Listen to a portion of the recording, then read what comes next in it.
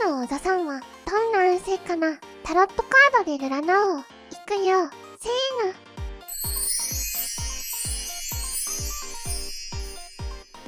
今日のカードはアンダロニー、総合運。今日は自分の本当の望みを明確にし、実現するために目標設定をしてみよう。恋愛運。恋がしたくなる日。自分がどんな恋愛がいいのか考えることで良好な関係が築けそう。仕事運。計画を練るのに最適な日。先を見据えて行動しよう。注意点。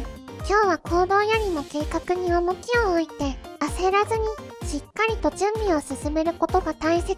素晴らしい未来を思い描こう。夢の中でも会えるかも。